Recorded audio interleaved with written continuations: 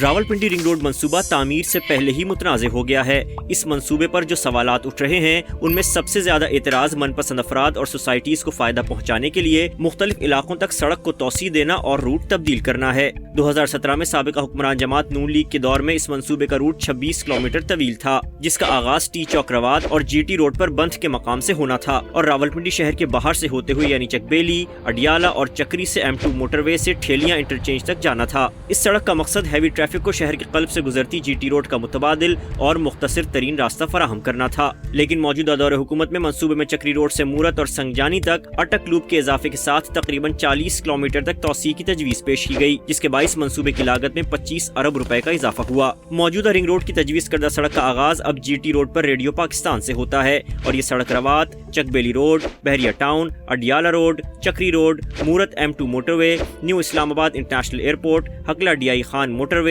اور M1 سے N5 سنگجانی پر اختتام پذیر ہوتی ہے۔ کمشنر رپورٹ کے مطابق نیسپاک کے 2017 کے تجویز کردہ روٹ میں اٹک لوپ شامل نہیں تھا اور اس اضافے سے بادی نظر میں راولپنڈی کی سطح پر حکومتی عہدیداروں اور علاقے میں موجود ریئل اسٹیٹ کو فائدہ پہنچایا گیا۔ اینٹی کرپشن پنجاب کی ابتدائی تحقیقات کے دوران بھی اس بات کا انکشاف ہوا کہ رنگ روڈ کی نئی الائنمنٹ سے 50 سے زائد طاقتور لوگوں اور ریئل اسٹیٹ ڈیلرز نے ممکنہ فائدہ اٹھایا اور رنگ روڈ سے جڑے کئی کاروباری افراد نے تقریباً 64,000 کنال سے زائد زمین حاصل کی۔ ذرائع کے مطابق 1.5 درجن کے قریب وزراء، ارکان اسمبلی، 3 درجن ہاؤسنگ سوسائٹیز اور بلڈرز نے اس رنگ روڈ سے بالواسطہ یا بلا واسطہ ممکنہ فائدہ اٹھایا۔ 18 ارکان اسمبلی کی مجموعی طور پر 17,117 کنال زمین بالواسطہ یا بلا واسطہ اس رنگ روڈ سے جڑی ہے اور اس 17,117 کنال میں زیادہ تر زمین خاندانی جائیدادیں ہیں۔ رنگ روڈ پسوال، زگزیگ اور اٹک کے احاطے میں تحریک انصاف کے 2 MNA اور 4 MPs کی تقریباً 1800 کنال کی زمین شامل ہے۔ رنگ روڈ منصوبہ پر ایک اور اعتراض ضلع اٹک میں زمین کی خریداری پر ہوا،